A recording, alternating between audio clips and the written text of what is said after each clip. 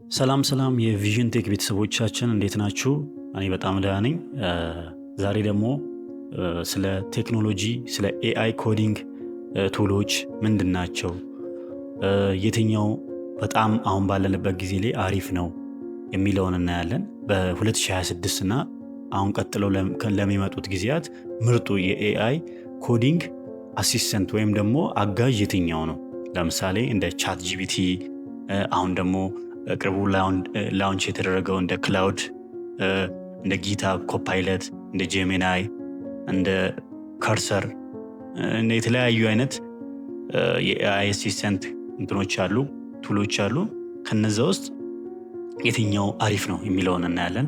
አንድ የፕሮግራሚንግ ፕሮጀክት ከቀድሞ ከሚሰራበት በግማሽ ጊዜ ውስጥ ወይም ደግሞ በፍጥነት ማጠናቀቅ ቢቻልስ? ዛሬ በገበያ ላይ ቻት ጂፒቲ፣ ክላውድ፣ ጊታብ ኮፓይለት፣ ጄሚናይ እና ከርሰር የተባሉ ብዙ የኤአይ ኮድ አጋዥ ወይም ረዳቶች አሉ። ግን በእውነቱ ምርጡ የትኛው ነው? ሁሉንም በተመሳሳይም ፕሮግራሚንግ ፈተናዎች ላይ ወይም ደግሞ ፕሮግራሚንግ አጠቃቀም ላይ ሞክሬያቸዋለሁ። ውጤቱም በጣም አስገራሚ ነው። ይህን ቪዲዮ እስከ መጨረሻ ከተመለከታችሁ ለእናንተ የሚስማማውን ኤአይ ኮድ አሲስተንት በቀላሉ ነግራችኋለሁ ማለት ነው። በዛሬው ዘመን የኮዲንግ አሲስተንት ወይም ደግሞ ኮዲንግ አጋዥ ቱሎችን መጠቀም ለዲቨሎፐር የተለመደ ሆኗል። እንደምናውቀው በጣም የኮዲንግ አሲስተንቶች ወይም ኮዲንግን የሚያቀሉልን ቱሎች በጣም በዝቷል። እነዚህ መሳሪያዎች ኮድ ለመጻፍ፣ ስህተት ለማስተካከል ወይም ለዲበጊንግ፣ ኮዱን ኤክስፕሌን ለማድረግ ወይም ኮዱን ለማብራራት እና ሙሉ ፕሮጀክቱን እንኳን ለመገንባት ይረዳሉ።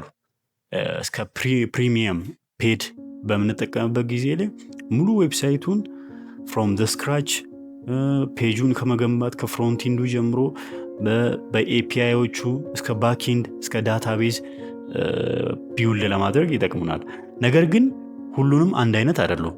ሁሉም የራሳቸው የተለያየ ካራክተር አላቸው ወይም ባህሪ አላቸው። ለተለያየ አይነት ታስኮችና ለተለያየ አይነት አላማ ወይም ጎል እንጠቀማቸዋለን። በዚህ ቪዲዮ እያንዳንዱን በተመሳሳይ የኮድ ፈተና ወይም ደግሞ ለኮድ ቴስት እያደረግን እንመዘናቸዋለን ማለት ነው። ለምሳሌ የተለያዩ ኤችቲኤምኤል እና ሲኤስኤስ ሪስፖንሲቭ ላንዲንግ ፔጅ እንዲገነቡላችሁ የኮዱን ጥራት፣ የዲዛይን ንጽህና፣ ሞባይል ሪስፖንሲቭነሱን በቀላሉ ይነበባል ወይ፣ እንደነ ጃቫስክሪፕት አሁን ቱዱ አፕ ለመስራት አሁን ሎጂክ ለምሳሌ ኮድ ሲምፕሊሲቲ ኢረር ሃንድ ለሚያደርግበት መንገድ እና ለተለያዩ ዲበጊንግ ቻሌንጆች ይጠቅሙናል ማለት ነው። እና ለተለያዩ ፕሮጀክቶች እንሰራለን። ለምሳሌ ከጊታብ ኮፓይለት ብንጀምር፣ ጊታብ ኮፓይለት እንደምናውቀው ጊታብ ላይ ያለ ነው። ለምሳሌ በኮድ ኤዲተራችን በቪኤስ ኮድ ውስጥ በቀጥታ መስራት እንችላለን። አውቶ ኮምፕሊት ላይ በጣም ፈጣን ነው። ነገሮችን አውቶ ኮምፕሊት በማድረግ የቀን ተቀን ፕሮግራሞችን ያፈጥንልናል። ግን ደግሞ ላኮች አሉ። ማብራሪያው አጠር ሊል ይችላል። እንደሌላው ኤክስፕላኔሽናቸው በጣም ረጃጅም አይደለም። አንዳንድ ጊዜ ደግሞ የተሳሳተ ኮድ ሊጠቀም ይችላል። ይሄኛውን ከግምት ውስጥ ማስገባት ያስፈልጋልና ጊታብ ኮፓይለት ብዙ ጊዜ በቪኤስ ኮድ ወይም ቪዥዋል ስቱዲዮ ኮድ ላይ በየቀኑ ለሚሰሩ ዲቨሎፐሮች በጣም ይመረጣል ማለት ነው። ሌላው ደግሞ ቻት ጂፒቲ ጥሩ ነገሩ ኮድን በጥልቀት ያብራራል። ኢንዲቴል የኮዱን እያንዳንዱን ነገር ያብራራልናል። ዲበጊንግ ላይ ወይም ደግሞ ነገሮችን ለማስተካከል በጣም ጠንካራ ናቸው ማለት ነው። ሙሉ ፕሮጀክቶችን መስራት ይችላል። በፔድ እስከ ሙሉ ፕሮጀክት ቅድም እንዳልኳችሁ መገንባት ይቻላል። ለመማር በጣም ጥሩ ነው ማለት ነው፣ ወይም ቀላል ነው። ሌላው ደግሞ ያላቸው ላኮች ወይም ጉለቶች በተለያዩ አይዲ ወይም ደግሞ ኮድ መስሪያ ኤዲተሮች ውስጥ አውቶ ኮምፕሊት አይሰጥም። ጥሩ ፕሮምፕት መጻፍ ይፈልጋል፣ ወይም እናንተ የምታዙት ነገር በጣም በአሪፉ ልታዙት ይገባል። ይሄ በጣም ቻት ጂፒቲ ለተማሪዎች፣ ፍሪላንሶች እና ፉል ስታክ ዲቨሎፐሮች በጣም አሪፍ ነው። ሌላው ደግሞ በቅርቡ ላውንች የተደረገው ክላውድ ኤአይ በጣም አሁን ካሉት ኤአይዎች በጣም አሪፉ ነው። ትልቅ ኮድ ቤዝ ለመረዳት ጠንካራ ነው በጣም ማለት ነው። ዶክመንቴሽን በጥሩ ሁኔታ በጣም ያዘጋጃል። ፍሮም ዶክመንቴሽን ቱ ኢምፕሊሜንቴሽን ድረስ በጣም በአሪፉ ነው። ሌላው እንትን ያለው ጉለት አይዲ ኢንቴግሬሽን ውስጥ ውስን ነው። ምክንያቱም ከምንሰራበት አይዲ ኢንቴግሬት ለማድረግ ትንሽ አስቸጋሪ ነው። ትልቅ ሶፍትዌር ፕሮጀክቶችና አርኪቴክቸሮችን ለመስራት ግን በጣም አሪፍ ነው ማለት ነው። ሌላው ጀሚናይ ነው።